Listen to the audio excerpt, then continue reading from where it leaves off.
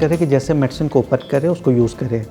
कहीं भी रिकमेंडेशन नहीं है कि आपको मेडिसिन को ऐसे रखना है ओपन कंडीशन में। विदाउट एनी डॉक्टर्स प्रिस्क्रिप्शन नहीं, बिल्कुल नहीं लेना चाहिए, बिल्कुल नहीं लेना चाहिए। अब जो लोग इतना ले रहे हैं उसको लेकर नहीं, आप मैं क्या आप कहना बोलना चाहता चाहेंगे? हूँ कि नहीं, आप डॉक्टर के पास जाइए, डॉक्टर से प्रिस्क्राइब कराइए, जो डॉक्टर डिफाइन करेगा आपको एंटीबायोटिक देनी है कि नहीं देनी है। अगर वो डॉक्टर देता है तो वो डोज लीजिए। किसी के पास ज़्यादा डोजेज की मेडिसिन है बट उसको हाफ लेना है, तो वो खुद ही घर पे टैबलेट को तोड़ के हाफ लेकर हाफ उसमें रखते हैं। तो इसको लेकर आपका क्या ओपिनियन है? मतलब ये कितना सही है करना या गलत है? जो FDA का जो गाइडलाइंस है, जैसे ड्रग एंड कॉस्मेटिक एक्ट बोलते हैं, तो डोजेस फॉर्म होते हैं, पेडियाट्रिक डोज होता है, एडल्ट डोज होते हैं, तो मेडिसिन हमेशा डोज के हिसाब से बनती हैं। तो ये रिकमेंडेशन नहीं होना चाहिए कि मेडिसिन तोड़ के लिया जाए। अगर लोअर डोज है तो आपको लोअर डोज की मेडिसिन मिलेंगी, हायर डोज है तो हायर डोज की मेडिसिन मिलेंगी। क्योंकि अगर केमिस्ट बोलता है कि नहीं ये ब्रांड ले लीजिए, तो आपको कैसे मालूम कि इसके अंदर क्या मॉलिक्यूल है? हर इंडस्ट्री में कुछ कंपनीज होती हैं जो सिर्फ प्रोडक्ट्स बनाती हैं, लेकिन कुछ कंपनीज ऐसी होती हैं जो सिर्फ प्रोडक्ट्स ही नहीं बल्कि एक बदलाव लेकर आती हैं, और एक ऐसा ही नाम है हाई ग्लांस, जिन्होंने फार्मा को सिर्फ बिजनेस नहीं एक मिशन बनाया है। और आज इसी मिशन को हम जानेंगे इनके founder and director Shri Ajay Singh से।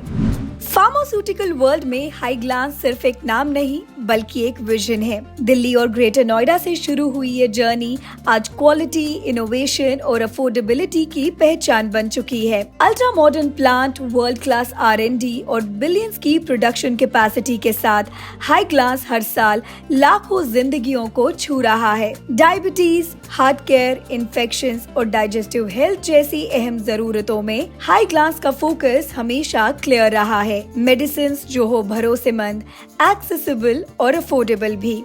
हाई ग्लांस, क्योंकि यहाँ मेडिसिन सिर्फ बनाई नहीं जाती बल्कि हर इंसान की जिंदगी को लॉन्गर, हेल्दियर और हैप्पियर बनाने का मिशन होता है।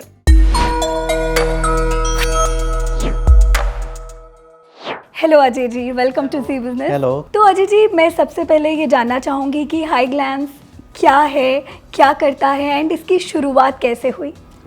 हाई ग्लांस लेबोरेटरीज हम लोग फार्मास्यूटिकल कंपनी है और हम लोग मेडिसिन को डेवलप करते हैं और मैन्युफैक्चरिंग करते हैं और डोमेस्टिक इंटरनेशनल मार्केटिंग करते हैं। ये इसकी शुरुआत हमने कंपनी स्टार्ट की थी 2003 में। हम लोग 2 ब्रदर्स इस कंपनी को फाउंडर हैं, जैसे डॉक्टर संजय सिंह मेरे एल्डर ब्रदर हैं और मैं अजय सिंह। और इसके बाद जब हमने कंपनी को फॉर्म किया तो उस समय बहुत इन्फॉर्मेशन नहीं थी। ये था कि यहाँ ग्रोइंग फेज़ है मेडिसिन जो फार्मास्यूटिकल है। और इसके बाद हम लोग काम करते गए। 2007 में हमें प्लांट का फर्स्ट लाइसेंस मिला मेडिसिन को मैन्युफैक्चर करने के लिए। उसके बाद बहुत सारे चैलेंज आए, उसको हम लोग फेस किया और काम करते गए आज तक आए, यहाँ तक करते हुए आए हैं और फ्यूचर में कोशिश करते हैं कि और भी अच्छा करें। एक चीज़ है जो मुझे बहुत इंट्रीग करती है, specially the shape, the size of a medicine. हम एक मेडिसिन देखते हैं, छोटी सी होती हैं, अलग अलग फैंसी शेप्स में आती हैं, बट हमारी बड़ी से बड़ी प्रॉब्लम को भी वो कुछ दिनों में या कुछ महीनों में ठीक करती है। So I really want to know कि एक मेडिसिन को बनाने का जो ये पूरा प्रोसेस है ये कैसा होता है, कितना समय लगता है मेडिसिन को बनने में, and how it all works there basically. ये डिपेंड करता है कि आप कौन से मॉलिक्यूल को डेवलप कर रहे हैं, क्योंकि डिफरेंट मॉलिक्यूल्स होते हैं। कुछ मॉलिक्यूल बहुत ही कॉम्प्लिकेटेड होते हैं जिसको बनाने में काफ़ी टाइम लगते हैं। किसी भी मॉलिक्यूल बनाने के मेडिसिन बनाने के लिए सबसे पहले हमको मॉलिक्यूल जो हमको बनानी है उसके लिटरेचर सर्च की जाती हैं, उसकी पूरी स्टडीज़ निकल जाती हैं, सारे साइंटिस्ट उस पर काम करते हैं। उसके बाद फॉर्मुलेशन डेवलपमेंट लैब होती है, उस पर हम डेवलप करते हैं, बहुत डिफरेंट टाइप के बैचेस बनाते हैं। जब आपके बहुत सारे बैचेस बन गए जिसका आपको फिर लैब में ले जाकर टेस्ट की जाती है, एनालिटिकल लैब में। वहाँ पे टेस्ट करके देखते हैं कि हमारी सबसे बेस्ट रिजल्ट किस मेडिसिन की आई, किस बैच की आई। जब वो हम लोग सेलेक्ट कर लिया कि इसके जो पैरामीटर्स हैं वो सबसे ऑप्टिमम है, फिर उस मेडिसिन का ह्यूमन ट्रायल होता है, क्लिनिकल ट्रायल करते हैं ह्यूमन के ऊपर। तो ये हर मेडिसिन पे होता है? हाँ जी। Okay. Most of the medicine का होता है। जब ह्यूमन ट्रायल करते हैं तो आपकी मेडिसिन एक इन विट्रो होता है, एक इन वाइवो होता है। इन विट्रो मतलब लैब टेस्ट पास होनी चाहिए, इन वाइवो मतलब ह्यूमन के ऊपर। दोनों मेडिसिन जब पास हो जाएंगी इसके बाद आपका ये माना जाएगा मेडिसिन डेवलप हो गई हैं। इसके बाद सबसे इम्पॉर्टेंट है सेल्फ लाइफ, जिसे एक्सपायरी जिसे बोलते हैं। वो मेडिसिन जो है अगर suppose 2 year, 3 year, 4 year, 5 year expiry है तो मेडिसिन उतने साल तक के लिए स्टेबल होनी चाहिए। अच्छा, और ये कैसे तय होता है एक मेडिसिन की एक्सपायरी? मैन्युफैक्चरर होता है वो सारी स्टडीज़ करता है, स्टेबिलिटी स्टडीज़ बोली जाती हैं। और उसके लिए स्टेबिलिटी चैम्बर होते हैं, डिफरेंट ह्यूमिडिटी और आरएच चैम्बर्स होते हैं, उस पर मेडिसिन को रखी जाती हैं और डिफरेंट कंडीशन में रखी जाती हैं। जैसे पूरा वर्ल्ड है, डिफरेंट जोन्स में डिवाइड है। सपोज इंडिया का जोन अलग है, यूरोप का अलग है, लैटिन अमेरिका अलग है, नॉर्थ अमेरिका। तो वो स्टेबिलिटी चैम्बर्स होते हैं, उस स्टेबिलिटी चैम्बर्स में डिफरेंट टेम्परेचर आज पे एक ही मेडिसिन को अलग अलग कंडीशन में रखी जाती है। फिर उसको निकाल करके वो मेडिसिन को हम लोग सैम्पलिंग का एक होता है, प्रोटोकॉल होता है, उसको ले करके फिर हम टेस्ट करते हैं अपने लैब में, R&D लैब। तो क्या ऐसा हो सकता है कि लेट्स जस्ट से कोई एक मेडिसिन है, अगर उसकी शेल्फ लाइफ इंडिया में 2 इयर्स है, तो शायद यूके का क्योंकि या यूरोप का टेम्परेचर सेल्फ लाइफ वेरी हो सकता है क्योंकि दोनों क्लाइमेटिक कंडीशन डिफरेंट है। कहीं ह्यूमिडिटी अधिक है, कहीं कोल्ड कंट्री है। अगर आपकी स्टेबिलिटी डाटा बोलती है कि आपकी मेडिसिन कितने साल तक स्टेबल है, उस डेटा के हिसाब से आप प्रूव कर सकते हैं कि हमारी मेडिसिन उतने साल के लिए स्टेबल है। फिर हम उतनी सेल्फ लाइफ को जब हम डोसियर फाइलिंग करते हैं किसी कंट्री में, हेल्थ मिनिस्ट्री में, तो हम एक्सपायरी करते हैं कि हमारी medicine up to 2 year, 3 year, 4 year और 5 ईयर तक स्टेबल है। ओके, मैं जानना चाहूँगी कि कोई भी मेडिसिन जब एक लैब में बनती है, सब उसके ट्रायल्स हो गए, मतलब एक लैब की तरफ से इट इज़ रेडी, बट एक कंज्यूमर तक आने तक जो पूरा प्रोसेस है, जो पूरा चैनल है या जो अप्रूवल्स हैं, तो वो क्या क्या अप्रूवल्स हैं जिनकी ज़रूरत पड़ती है एक मेडिसिन को? किस रिस्पेक्ट में, इंडिया के बारे में बात करें, एक्सपोर्ट के बारे में? मेजरली मैं इंडिया का सबसे पहले पूछना चाहूँगी एंड उसके बाद ऑफ कोर्स आपकी मेडिसिन जैसे डेवलप हो गई, तो डेवलप करने के बाद हमें जो FDA है, इंडियन FDA है, जैसे यूपी गवर्नमेंट का तो यूपी से मिलता है, कुछ सेंटर से भी लाइसेंस मिलते हैं, हमें लाइसेंस लेनी पड़ती है उस मॉलिक्यूल की। ओके। वो लाइसेंस मिलने के बाद ही आप मैन्युफैक्चरिंग कर सकते हैं फॉर कॉमर्शियल यूज़। वो जब आपका लाइसेंस मिल गया, फिर आप प्रोडक्ट को बनाएंगे, फिर आप मार्केट में उस मेडिसिन को डिस्ट्रीब्यूशन के थ्रू मार्केट में प्लेस करेंगे। एंड फॉर एक्सपोर्ट के केस में आपका एक तो आपका डोमेस्टिक लाइसेंस होना चाहिए इंडिया में, जो कि मैन्युफैक्चरिंग आपका इंडिया में है। उसके बाद जिस कंट्री में आप एक्सपोर्ट करना चाहते हैं, उस कंट्री के हेल्थ मिनिस्ट्री में एक होता है कि आपका प्लांट अप्रूव होना चाहिए। वो वहाँ के इंस्पेक्टर्स आते हैं, आपका GMP सर्टिफिकेट देते हैं। अगर आपके प्लांट अप्रूव हो गए, जैसे US का तो US FDA होना चाहिए, यूरोप का है तो EU GMP प्लांट होना चाहिए, रशिया है तो EU होना चाहिए। हेल्थ मिनिस्टर को अप्रूव कर दिया, हेल्थ मिनिस्ट्री के लोग आकर के इंस्पेक्टर्स, फिर आप उस कंट्री में अपने डोसियर को फाइल कर सकते हैं हेल्थ मिनिस्ट्री में। जब डोसियर फाइल करेंगे तो डिफरेंट टेस्ट्स होते हैं, फिर आपका बायोक्लेंस होता है, तो सारे पास होने के बाद वहाँ की हेल्थ मिनिस्ट्री अप्रूव करती है, now your product is registered in my country. And किन किन कंट्रीज़ में आप एक्सपोर्ट करते हैं अपनी मेडिसिन? हमारे बहुत सारे कंट्रीज़ में जो रेगुलर जा रहे हैं, जैसे रशिया में रेगुलर है, इंडिया में हमारा है, पेरू में है, इक्वाडोर में हमारा जा रहा है, और बहुत सारे कंट्री में हम लोग फाइलिंग किया हुआ है, अंडर प्रोसेस है। तो आने वाले समय में हम बहुत सारी कंट्री को कैटर करेंगे। एंड सर, एक मेडिसिन को बनाने का में अराउंड कितना समय लगता है, या ये मेडिसिन टू मेडिसिन डिफ़र करता है, सॉल्ट टू सॉल्ट डिफ़र करता है? आपको बहुत अच्छा क्वेश्चन है। ये मेडिसिन जो होता है salt to salt, molecule to molecule very करता है। अब डिपेंड करता है, जब हम ये डेवलप करते हैं तो कुछ मॉलिक्यूल कॉम्प्लेक्स होते हैं, उसमें बहुत सारी टेक्नोलॉजी लगानी पड़ती हैं, कभी नैनो टेक्नोलॉजी लगानी पड़ती है, कभी माइक्रोनेशन करना पड़ता है। तो ये डिपेंड करता है कि मॉलिक्यूल की प्रॉपर्टी कैसी है। कुछ मॉलिक्यूल्स होते हैं जो आपके ब्लड में जल्दी कंसंट्रेशन आता नहीं है, तो उसमें बहुत सारी टेक्नोलॉजी यूज़ करनी पड़ती है। तो आपके जितने टेस्ट रिजल्ट्स उस पर डिपेंड करता है कि आपका फॉर्मुलेशन कितना रोबस्ट है। एंड आप मुझे कुछ मेडिसिन बता पाएंगे जो आपकी लैब में बनते हैं, स्पेसिफिकली कुछ ऐसे डिजीज़ को लेके आप बता सकते हैं? मैं बताया, यूरो का मेडिसिन हम बनाते हैं, टेम्सलोसिन बोलते हैं।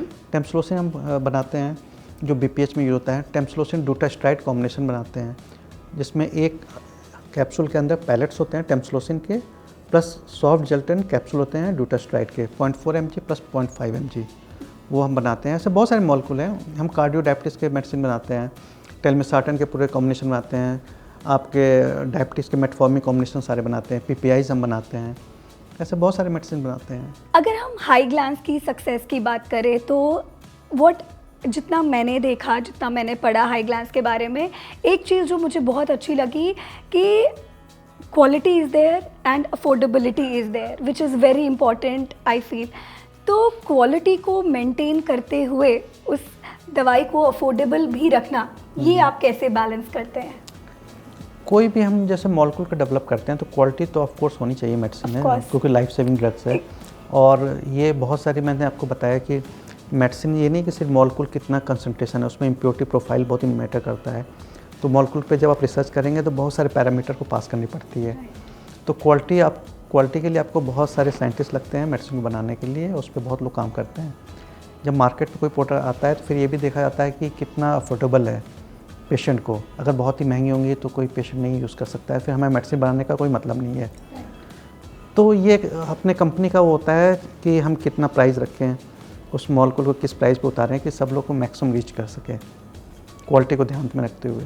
अब अगर हम कोविड की बात करें, पैंडमिक, मतलब आई गेस उसके बाद बहुत सारी इंडस्ट्रीज़ थी जिनकी जो एकदम टर्नओवर हो गई, जो एकदम चेंज हो गई। एंड अब अगर हम बात करें फार्मास्यूटिकल इंडस्ट्री की, कोविड ने कितना अफेक्ट किया इस इंडस्ट्री को?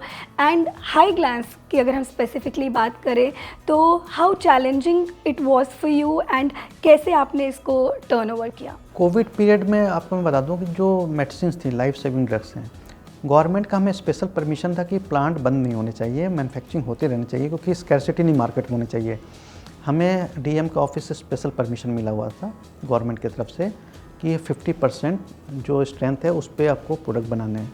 हमारे 21 डेज़ के लॉकडाउन में हमने एक दिन भी अपनी इंडस्ट्री को बंद नहीं किया और हमें स्पेशल परमिशन थे और सारी रिपोर्ट जाते थे आपके ऑफिस को, उस दौरान कुछ स्पेशल गाइडलाइंस थे या कुछ काफ़ी सारे आपके जो कोविड के पैरामीटर थे उसको कंट्रोल हम लोग करते थे, जैसे मास्क लगाना, हैंड क्लीन करना, आपको डिस्टेंस मेंटेन करना, बहुत सारी चीज़ था, वो सारा हम लोगों ने किया, प्रोटोकॉल्स थे जो फॉलो किया। एंड उसके बाद मतलब इज़ देयर एनी चेंज जो आपने अपनी कंपनी में देखा before Covid and after Covid? कुछ मेडिसिन नए ऐड हुए हैं या ओवरऑल क्या मेडिसिन तो हमारे जो भी आए हुए हैं मार्केट में, जो हम डेवलप किए हैं, वो तो अपना एक कंपनी का पॉलिसी था, उसके हिसाब से बनाया है। कोविड के कारण ऐसा नहीं था कि हम लोग कोविड के कारण कोई मेडिसिन अलग से बनाए चाहे उसमें ऐड किए। जो अपनी कंपनी का पॉलिसी उसके हिसाब से हमने बनाया मेडिसिन, कुछ नया। बट कोविड से हमें बहुत इम्पैक्ट नहीं आया, क्योंकि उस समय डिमांड मार्केट में इसलिए थी क्योंकि सब लोग मेडिसिन तो यूज़ करते थे, फार्मेसी आपको बंद भी नहीं थे, आपको मालूम है सारे हॉस्पिटल फार्मेसी चल रहे थे। हाँ, थोड़ा सा बीच में था, प्रॉब्लम थी, लेकिन उतनी मेजर कोई इम्पैक्ट नहीं आया। अब अगर सर हम आज के टाइम की बात करें, AI is there, digital era, मतलब सब कुछ एक तरीके से नया हो गया है, रेवोल्यूशनाइज हो गया है। तो I really want to ask कि अगर हम किसी भी सेक्टर की बात करें तो AI ने बहुत अफेक्ट किया है, अच्छी तरीके से भी, बुरी तरीके से भी कह सकते हैं, काफ़ी चीज़ें चेंज हो गई हैं। सो एक फार्मास्यूटिकल इंडस्ट्री को AI ने कितना चेंज किया है और क्या आप वो चेंज ओवर द मंथ्स या ओवर द इयर्स आपने नोटिस किए हो? मैं खुद एक कंप्यूटर इंजीनियर हूँ, इसलिए मेरा बहुत फेवरेट सब्जेक्ट है AI हम टूल यूज़ करते हैं, मैं पर्सनली यूज़ करता हूँ। कोई भी इंफॉर्मेशन हमें लेनी होती है, आप सोचो पहले क्या था, बुक्स परचेस करो, इतनी मोटी मोटी बुक्स होती है, इसको पढ़ो। अभी स्पेसिफिक आपको जो क्वेश्चन चाहिए उस डालो, आपको उसका आंसर मिल जाता है। तो आपके जो एक होता है टाइम, बहुत सेविंग होती है और आपका बहुत इजी हो गया किसी चीज़ का इन्फॉर्मेशन को गैदर करना। तो मैं तो AI बहुत यूज़ करता हूँ, गूगल भी जैसे बहुत यूज़ करता हूँ।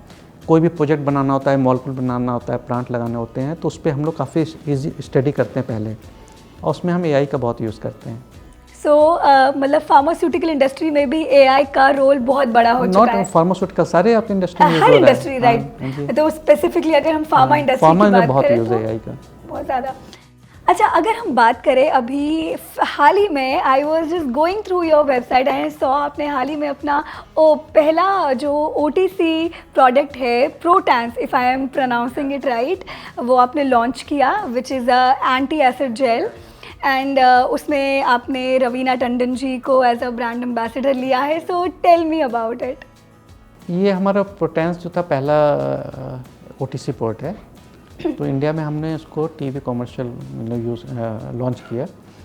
और एंटासिड हमने इसलिए इसको बनाया क्योंकि इंडिया में क्या है, गैस्ट्रिक का बहुत सारे प्रॉब्लम्स हैं, और यहाँ पे वेदर भी है, क्योंकि यहाँ पे स्पाइसेस बहुत यूज़ करते हैं और वेदर भी बहुत ह्यूमिड रहता है, तो यहाँ पे एंटासिड की बहुत ही रिक्वायरमेंट है। तो इस प्रोडक्ट को डेवलप करने से पहले हमने बहुत सारे वर्कआउट किए, वर्ल्ड के जितने भी टॉप एंटासिड थे उसको हमने टेस्ट किया, टेस्ट मतलब कि कैसा उसका पैकिंग है, उसका टेस्ट कैसा है, उसकी विस्कोसिटी कैसी है, सब कुछ हमने वर्कआउट करके फिर हमने डेवलप किया अपना प्रोटेंस को। और प्रोटेंस हमारा टीवी पे आता है, काफ़ी अच्छा चल रहा है, बहुत डॉक्टर भी इसको एक्सेप्ट कर रहे हैं, कस्टमर तो कर ही रहे हैं। तो आने वाले समय में कोशिश करते हैं कि अच्छा ब्रांड बने। राइट अब क्योंकि acidity I guess it's a major problem जो हर इंडियन मुझे अगर मैं 10 लोगों से मिलूँगी I guess 8 out of them उनको ये प्रॉब्लम होगा। तो I really want to know कि ऐसा कुछ अलग है आपके इस मेडिसिन में जो इसे बाकी एंटी एसिड जेल से अलग बनाता है? Is there something which makes it different? हाँ, हमारे पास बहुत सारी स्टडीज़ हैं। जैसे आप ये लोगे एंटासिड तो आपको लेते ही आपको जैसे भी हर्ट बर्न हो रहा है, हाँ, तो आपको तुरंत फील होगा कि नहीं हमको इफ़ेक्ट किया है और आराम कर दिया है। और इसकी अब टेस्ट बहुत अच्छी है, इसका विस्कोसिटी बहुत अच्छा है, तो आपको कभी फील नहीं होगा कि हम मेडिसिन ले रहे हैं। तो कभी आप यूज़ करके देखिए। डेफिनेटली मैं भी इसकी बहुत बड़ी शिकार हूँ इस प्रॉब्लम की, सो आई विल डेफिनेटली यूज और इट। इंडिया में स्पाइसी फूड बहुत लेते हैं, बहुत लोग डीप फ्राइड फूड Because लेते हैं, of our तो उसमें food. हाँ एंटासिड का बहुत अच्छा वो है यूज़ है। तो सर अब अगर हम बात करें आपके एक और कोलैबोरेशन की जो है रैकेट बेनकाइजर के साथ, तो ये जो कोलैबोरेशन है ये किस तरीके का कोलैबोरेशन था, इसके बारे में मुझे बताइए एंड ये कितना बेनिफिशियल रहा हाई ग्लैंड्स के लिए? हमने जो हमारा एक मॉलिक्यूल प्रोडक्ट था paracetamol and Brufen combined drug था, इसको हमने रशिया में रजिस्टर्ड किया था और हमने एमए ट्रांसफ़र किया था रैकेट बेनकाइजर को, उनसे कोलैबोरेशन हुआ था। अभी हमारा एक और कोलैबोरेशन हुआ है प्रोमेड, वो यूरोप की कंपनी है। ओके हाँ जी, तो जो हमने इनसे कोलैबोरेट किया तो एक मल्टीनेशनल वर्ल्ड की टॉप कंपनीज होती हैं, तो इनसे हमें बहुत कुछ सीखने को मिला। एक तो कैसे लाइसेंस एग्रीमेंट होता है, कैसे सप्लाई चेन एग्रीमेंट बनते हैं, कैसे आपके टेक्निकल एग्रीमेंट्स होते हैं, कैसे इंटरनेशनल एग्रीमेंट को एक्सिक्यूट किए जाते हैं, क्योंकि जो डायरेक्शन भी डिफरेंट कंट्रीज़ में होते हैं। तो we have learn a lot from this collaboration. Sir अब मैं जानना चाहूँगी एक मेडिसिन के पेटेंट को लेकर आपका क्या ओपिनियन है? जो कोई भी कंपनी किसी मॉलिक्यूल को फर्स्ट टाइम डेवलप करती है, वो रिसर्चर जिसे बोलते हैं, वो पेटेंट उसका होता है मेडिसिन, क्योंकि वो बहुत टाइम इन्वेस्ट की होती है, बहुत पैसे बिलियंस ऑफ डॉलर इन्वेस्ट की होती है मॉलिक्यूल पे। उसके रिटर्न कैसे आएंगे? पेटेंट होगा कि अगर कोई भी और कंपनी बना लेगी तो कंपटीशन हो जाएंगे। तो सपोज 15 ईयर्स के लिए पेटेंट है तो उसको एक राइट्स मिलता है, एक्सक्लूसिव राइट, कि आप उस मॉलिक्यूल को 15 ईयर्स किसी भी कंट्री में आप सेल करोगे। तो पेटेंटेड जो ड्रग होते हैं वो इसीलिए होते हैं कि उसको रिटर्न मिले, लेकिन उसका एक डिसएडवांटेज भी है। सपोज़ कोई भी मेडिसिन हैं जो पेटेंटेड ड्रग होते हैं बहुत एक्सपेंसिव होते हैं, तो कोई अगर कस्टमर है उसको अफोर्ड नहीं कर सकता है, और सपोज ऑनको में बहुत सारे पेटेंटेड ड्रग आ रहे हैं, तो वो अगर वो यूज़ नहीं करेगा तो फिर तो उसकी जान जानी है। तो उसका क्या डिसएडवांटेज ये है कि आप पेटेंटेड ड्रग नहीं यूज़ कर पा रहे हो।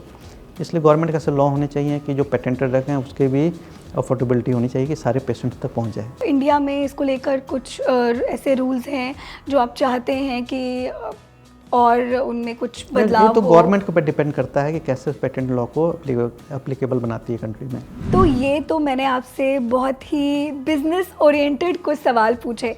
अब मैं आपसे कुछ ऐसे सवाल पूछूंगी जो मेरे मन में भी है एंड आई एम श्योर यहाँ जितने भी लोग मेरे साथ बैठे हैं और जो भी हमें अभी देख रहे हैं उन सब के मन में ये सवाल होंगे। एक आम इंसान के दिमाग में, उसके मन में जो सवाल आते हैं मेडिसिन को लेकर, दवाइयों को लेकर, मैं वो जानना चाहूँगी। और मेरा सबसे पहला सवाल ये है कि जब हम एक मार्केट में जाते हैं या किसी शॉप पे जाते हैं, हम एक दवाई खरीदते हैं और सबसे पहले मेरे दिमाग में या किसी के भी दिमाग में आएगा क्या ये मेडिसिन असली है या नहीं। हम ऑनलाइन, अब क्योंकि ऑनलाइन काफ़ी ज़्यादा हो गया है, बहुत अलग अलग वेबसाइट्स हैं, ब्रांड्स हैं जो ऑनलाइन हमारे घर में हमारे घर तक मेडिसिन पहुंचाती हैं। तो यही एक सवाल है कि मेडिसिन असली है या नकली है और इसको कैसे कंट्रोल कर सकते हैं। एंड सबसे इम्पॉर्टेंट सवाल कि मेरे जैसा एक लेमैन घर पर कैसे पहचान सकता है कि ये दवाई असली है या नहीं। देखिए, जब भी आप मेडिसिन लेने जाएं किसी भी मेडिकल शॉप पे या स्टोर्स पे या फार्मेसी चेन में, आप उनसे बिल मांगिए। जीएसटी बिल जो होता है वो लीजिए आप। उस बिल में आप ब्रांड नेम होना चाहिए, उसका मॉलिक्यूल नेम है तो बेटर है, साथ में बैच नंबर होना चाहिए, मैन्युफैक्चरिंग एक्सपायरी डेट भी रहे तो बेटर है। जब आप ऑफिशियली किसी चीज़ को मतलब कि बाय करेंगे, परचेस करेंगे, तो ये चांसेस मैक्सिमम ये हो जाता है कि आपको क्वालिटी मेडिसिन मिलेगी, इस पूरी ड्रग नहीं मिलेंगे। इसलिए जितने भी लोग हैं मेडिसिन परचेस करते हैं तो आप जाके शॉप में बिल लीजिए, ओरिजिनल जीएसटी बिल जिसे बोला जाता है। तो मतलब जो ये बैच नंबर है ये होना सबसे ज़रूरी, बिकॉज मैंने पर्सनली आज तक कभी नोटिस ही नहीं किया है। मैंने इतनी बार मेडिसिन खरीदी है बट मैंने बैच नंबर कभी ऑफ कोर्स जैसे कोई भी आप मेडिसिन लेंगे तो उसका बैच नंबर तो होगा ही। बैच नंबर मैंडेटरी है कि आप किस बैच की मेडिसिन लिए हैं, जो बैच नंबर उस पे होगा, जो मेडिसिन आपने ली है फिजिकली, दोनों को मिलाइए, देखिए दोनों बैच नंबर सेम है कि नहीं है। अगर वो सेम है दैट मींस हाँ। मेडिसिन फेक नहीं है, मेडिसिन चांस, जेन्युइन हाँ, है। क्योंकि आपका गवर्नमेंट बिल दे रहा है, क्योंकि कहीं भी बिल जब इशू करेगा तो पीछे से ट्रेसेबिलिटी होती है। Right. वो मेडिसिन परचेज करके लाएंगे तभी वो जीएसटी बिल देंगे, तो इसलिए बिल लेना बहुत ही आपका मैंडेटरी बहुत ज़रूरी है। बहुत कोई भी ज़रूरी है। मेडिसिन खरीद, हम ऑनलाइन खरीद रहे हैं या हम स्टोर हाँ, पे सब चीज़ का जाके बिल खरीद लीजिए रहे हैं। जो अगला सवाल मेरा है वो ये है, अगेन सबके मन में ये होता है कि मैंने भी काफ़ी बार सुना है कि दवाई ले ली, अगर वो एक्सपायर होने वाली है तो ऐसा अक्सर सुनते हैं कि अरे दवाई तो एक्सपायर नहीं होती, बस तो कंपनी वालों को लिखना होता है तो लिख देते हैं। तो मेरा यही सवाल है कि क्या एक मेडिसिन सच में एक्सपायर होती है, या अगर एक्सपायर होती है तो ये कैसे तय किया जाता है एक मेडिसिन के लिए कि वो एक्सपायर कब होगी? पहला चीज़ मैं बता दूं कि कोई भी जो एक्सपायरी डेट लिखते हैं, गवर्नमेंट के लॉज हैं कि आपको मैंडेटरी है आपको एक्सपायरी डेट लिखना, क्योंकि आपका लाइफ सेविंग ड्रग्स हैं। अब इवन फूड के आइटम पे भी एक्सपायरी होती है। वो एक्सपायरी कोई भी मैन्युफैक्चरर इसलिए लिखता है, और या तब आपका एक्सपायरी डेट ऐसे डालता है कि जैसे आपका कोई प्रोडक्ट डेवलप हो रहा है वो कितने दिन के लिए स्टेबल है, किसी का 2 ईयर, 3 ईयर, 4 ईयर, 5 ईयर्स, तो स्टेबिलिटी डाटा जो होती है उस पर डिफाइन करता है कि ये मेडिसिन कितने दिन के लिए स्टेबल है। उस स्टेबिलिटी डाटा के बिहाफ पे हम लोग उस पर लिखते हैं कि एक्सपायरी इसकी डेट क्या होगी। जैसे कोई हम एक आई ड्रॉप लेते हैं एंड उसमें लिखा होता है कि एक बार अगर वो आई ड्रॉप का एक एक्सपायरी डेट है, तो अगर काफ़ी लोग कहते हैं कि अगर आपने ड्रॉप का मतलब ओपन किया, उसके बॉटल का सील ओपन किया तो ही वो उस डेट पे एक्सपायर होगा, अदरवाइज नहीं होगा। तो ऐसा नहीं है। अगर आपने कोई भी आई ड्रॉप है या लिक्विड ओरल्स भी आते हैं, अगर उसको ओपन कर दिया तो उसमें होता है कि 30 डेज, सपोज 15 या 30 डेज, उसको विदिन 30 डेज को यूज़ करना है। ऐसे आपका आई ड्रॉप में भी होते हैं। और एक्सपायरी मतलब क्या, आपका इंटैक्ट कंडीशन में होना चाहिए, आपका पैक्ड है तब उसकी एक्सपायरी है। हाँ, लेकिन आपने ओपन कर दिया तो उसको यूज़ करनी है ड्यूरेशन। एंड जब कोई मेडिसिन एक्सपायर होती है, कोई टैबलेट एक्सपायर हुआ, तो क्या होता है उसको एक्सपायर होके, मतलब उसमें क्या वो कमी आ जाती है? देखिए, अगर इसमें एज ए रिसर्च आप बात करें तो एक्सपायरी मतलब होता है जैसे उसकी पोटेंसी हो गई। फॉर एग्जांपल, अगर पोटेंसी सपोज 5 mg है, कोई टैबलेट है, तो वो अप टू एक्सपायरी 5 mg होनी चाहिए, पहला चीज़ है।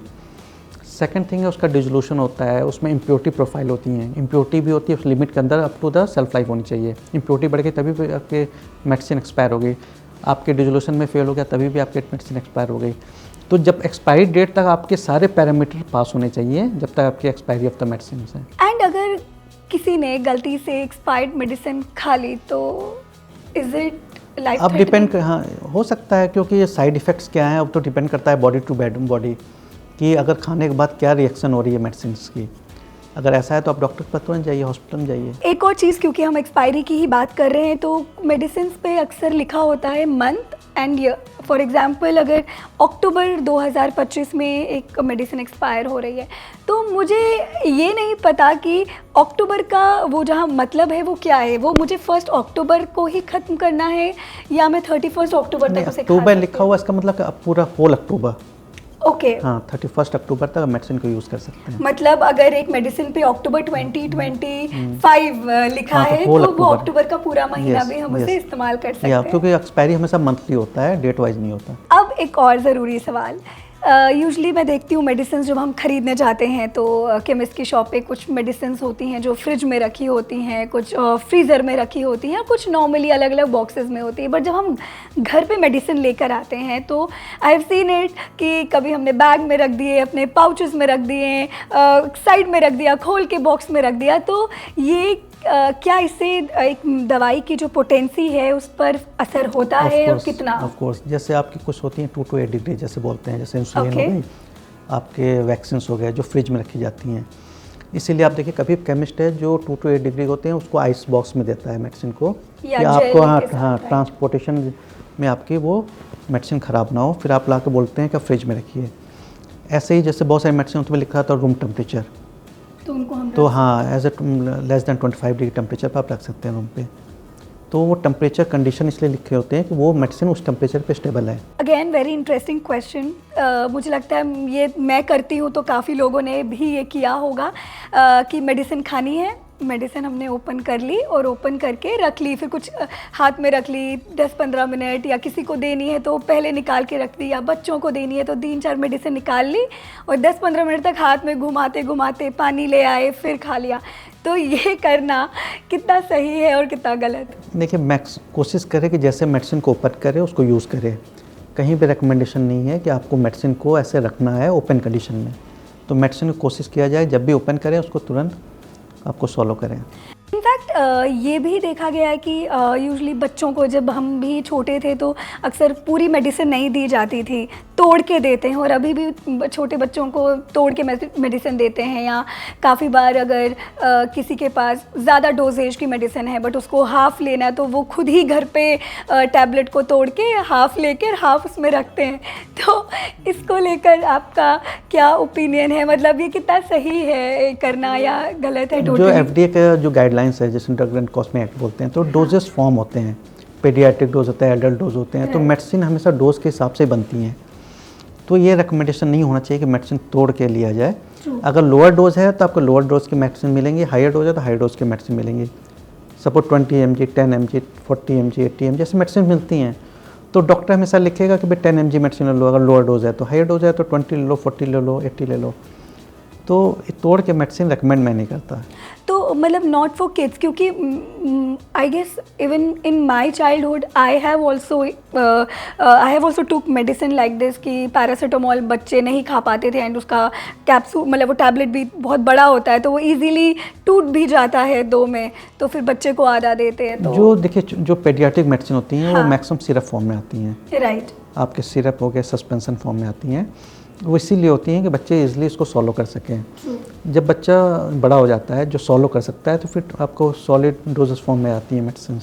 तो मतलब कोई भी मेडिसिन हो, हाँ, कोशिश करें तोड़ के या बड़े को, तो उसको तोड़ के नहीं देना। छोटे बच्चों को टैबलेट नहीं खिला सकते ना, तोड़ के भी कैसे खिलाएंगे? उसको वाटर में डिसॉल्व करेंगे तब पिलाएंगे। तो मतलब कितनी सारी चीज़ें हैं जो हम गलत करते हैं। जैसे मान लीजिए आपने मेडिसिन को तोड़ के हाफ खिलाया, सपोज अब डोजिंग अब होती है, सपोज तोड़ा तो आपने सही तोड़ा नहीं, आपका बैलेंस मतलब इक्वल नहीं टूटा। हाँ। तो ये तो लाइफ सेविंग ड्रग है ना, आपको तो डोज को प्रॉपर देना चाहिए।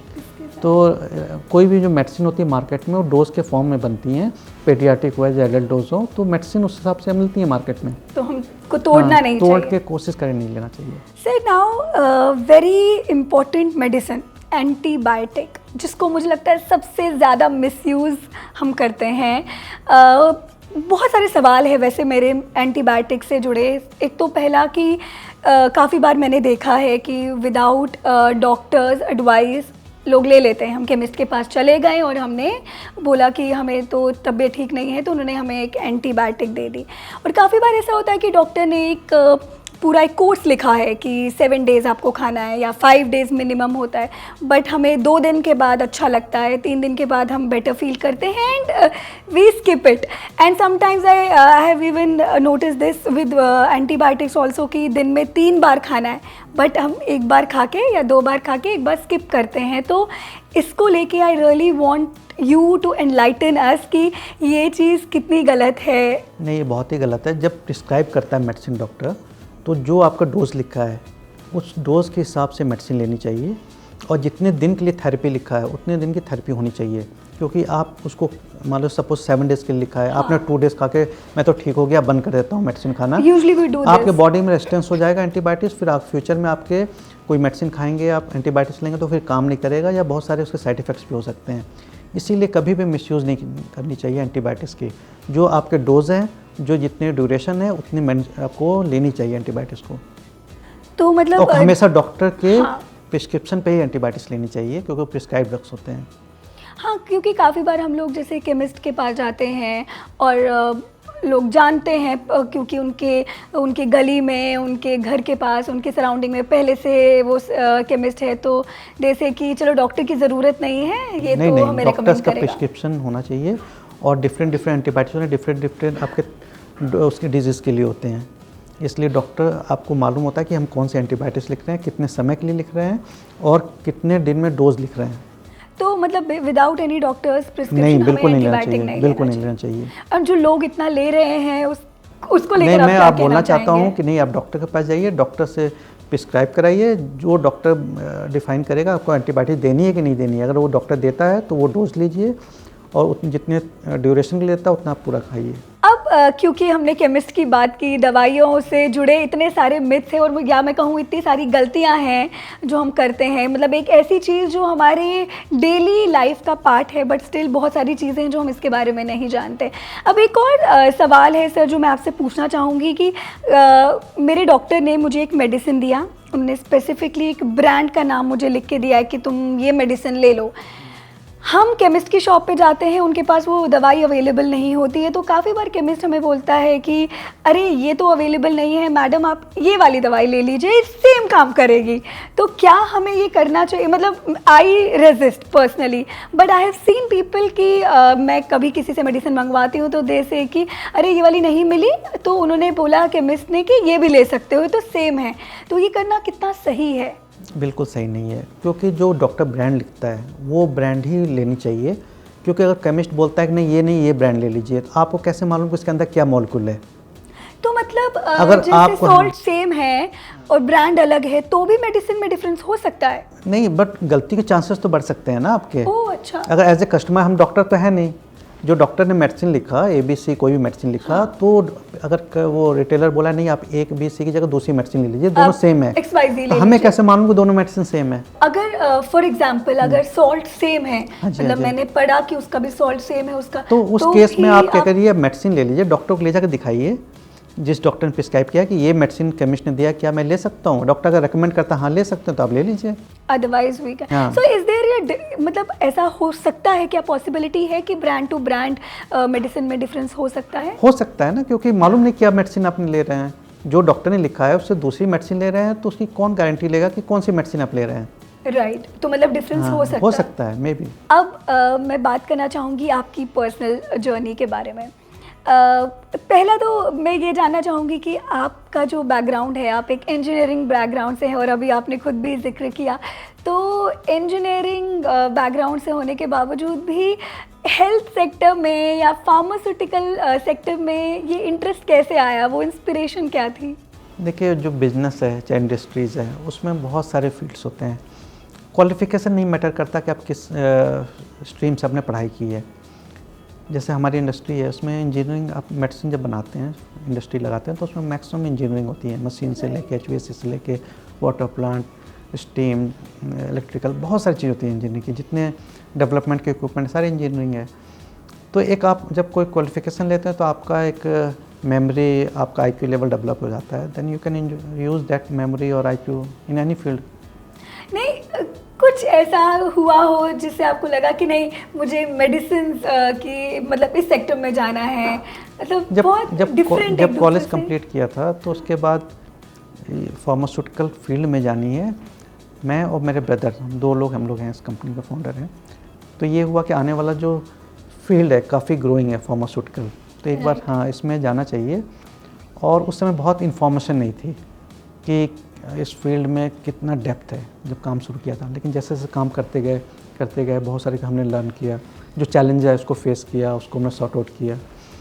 फिर एक अंदर से हिम्मत थी कि नहीं कर ले जाएंगे, और किया भी और कर भी रहे हैं आगे और करेंगे भी। तो सर ये तो मैंने आपसे आपके काम से जुड़े, आपके बिजनेस से जुड़े बहुत सवाल पूछे। अब मैं ये जानना चाहूँगी कि अजय जी जब फ्री होते हैं तो वो क्या करते हैं? जब हम फ्री होते हैं तो एक तो हम लोग थोड़ा एक्सरसाइज करते हैं, वॉकिंग करते हैं, साथ में फिर न्यूज़ देखते हैं, मूवी भी कभी कभी देख लिया। टाइम अधिक मिलता नहीं है, लेकिन कोशिश करते हैं कि जितना हो इन्फॉर्मेशन गैदर करें, क्योंकि ऑब्जर्वेशन बहुत इंपॉर्टेंट है। चाहे आप न्यूज़ देखें, चाहे मूवी देखें, चाहे आप कोई भी मार्केट में जा रहे हैं, चाहे किसी इंटरनेशनल जा रहे हैं, तो क्योंकि आप क्वालिफिकेशन तो एक पर्टिकुलर फील्ड होता है जो आप पढ़ते हैं, बट ऑब्जर्वेशन मल्टीपल फील्ड होते हैं। कोई भी आप सामान खरीद रहे हैं, चाहे कहीं बैठे हैं, चाहे कोई भी, क्योंकि आपके लाइफ में कहीं ना कहीं वो काम में आनी है। तो मेरा मानना है कि ऑब्जर्वेशन इज़ वेरी इंपॉर्टेंट। आप किसी चीज़ को बहुत ऑब्जर्व करिए और देखिए, और जब कभी ना कभी आपके लाइफ में काम आ ही रहेगा। जब हम सक्सेस की बात करते हैं तो आपके लिए सक्सेस क्या है? मतलब is it some financial growth, is it something कि मुझे कोई अवार्ड मिला, कोई रिकग्निशन मिला, और is it something else for you? What is success for you? हमारे लिए सक्सेस क्या है? कोई पेशेंट अगर मतलब मेडिसिन खा के ठीक हो रहा है और वो हैप्पी है, दैट इज़ द सक्सेस। और हम किसी के पेन को हम रिलीव कर रहे हैं, तो दैट इज़ द सक्सेस। और ऐसा नहीं है कि हमें ऑफ कोर्स बिना पैसे के तो कोई कंपनी चलती नहीं है, रेवेन्यू तो जनरेट होनी चाहिए, उसके लिए उन्हें मेहनत भी करते हैं, उससे सारे लोग के एम्प्लॉयज़ सैलरी जाती है, कोई एक्सपेंशन प्लान है वो तो होनी चाहिए। लेकिन मेन सक्सेस है कि कोई आदमी हमारी मेडिसिन ले और वो ठीक हो जाए, दैट इज़ आवर सक्सेस। जैसे कि आप खुद एक इंजीनियरिंग बैकग्राउंड से थे और आपका इंटरेस्ट इस सेक्टर में आया और आप यहाँ पर आ गए, और आजकल भी हम स्पेशली जितने भी बच्चों से मिलते हैं, यूथ से मिलते हैं, तो वो भी अलग अलग इंडस्ट्रीज़ में, अलग अलग सेक्टर्स में जाने के लिए बहुत मतलब एक्सपेरिमेंट करने के लिए आजकल का जो यूथ है वो रेडी है। तो अगर कोई ऐसा यंग लीडर जो इस इंडस्ट्री में आना चाहता है या उसका एक सपना है एक अपना कुछ शुरू करने का, तो बीइंग अ बिजनेस लीडर आपका CXO मंत्र उसके लिए क्या होगा? कोई भी अगर बिजनेस करने आता है, स्टार्टअप शुरू करना चाहता है, तो पहली बात है कि उसको अपने ऊपर कॉन्फिडेंस होना चाहिए कि मैं कर सकता हूँ। अगर उसको कॉन्फिडेंस है तो वो ट्राई कर सकता है, और कोई ऐसा बाउंडेशन तो है नहीं। बहुत अच्छे अच्छे लोग अच्छी अच्छी कंपनी चला रहे हैं, काम किया है, मेहनत से उन्होंने अचीव किया है। तो मैं फिर से बोल रहा हूँ, ऑब्जर्वेशन, क्वालिफिकेशन तो बहुत इंपॉर्टेंट है, क्योंकि आप जितना पढ़ाई करेंगे, क्योंकि हमारा जो फील्ड है बेसिकली उसमें क्वालिफिकेशन बहुत इंपॉर्टेंट करता है, क्योंकि सब कुछ साइंटिफिक है। क्योंकि आप कोई भी चीज़ आपको पढ़ोगे तो आपको समझ आनी चाहिए, चाहे बुक्स हैं, चाहे लिटरेचर्स हैं, चाहे AI में, चाहे गूगल में, पूरा मेडिकल फील्ड है। अगर आप नहीं समझ सकते हो तो आप कोई प्रोजेक्ट नहीं बना सकते हो और अपने कंपनी में टास्क नहीं दे सकते हो। और लाइफ सेविंग ड्रग है तो इसमें तो क्वालिफिकेशन बहुत ही इंपॉर्टेंट है। उसके बाद ऑब्जर्वेशन है, उसके बाद आपके इंटरनेशनल मार्केट से क्या फीडबैक्स आते हैं, आप क्या क्या नए नए डिजीज़ आ रहे हैं। तो मेरा बोलना है कि आप स्टडी करिए और ऑब्जर्वेशन को स्ट्रॉन्ग करिए और आप ट्राई कर सकते हैं नए फील्ड में। एंड अगर हम हाई ग्लांस की बात करें, अभी मैं जाते जाते ज़रूर जानना चाहूँगी कि in coming future, in next 5 to 10 years क्या क्या बदलाव हम देख सकते हैं हाई ग्लांस में? कुछ नए मेडिसिन, कुछ नई चेंजेस जो आप लेकर आ रहे हैं? अभी हमारी नया इंडस्ट्री लग रही है, नई फैसिलिटी लग रही है।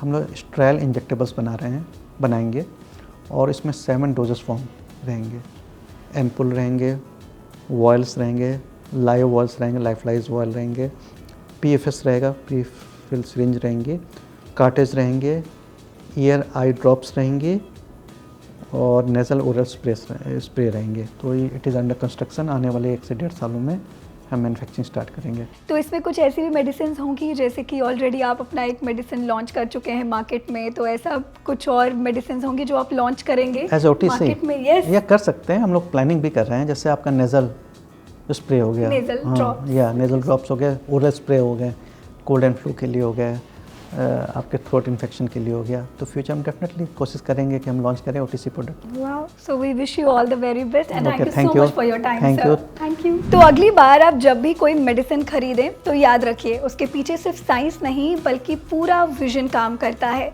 तो ये तो था हमारा आज का CXO मंत्रा। अगली बार मिलेंगे एक और स्पेशल गेस्ट के साथ, तब तक के लिए कीप वॉचिंग जी बिजनेस।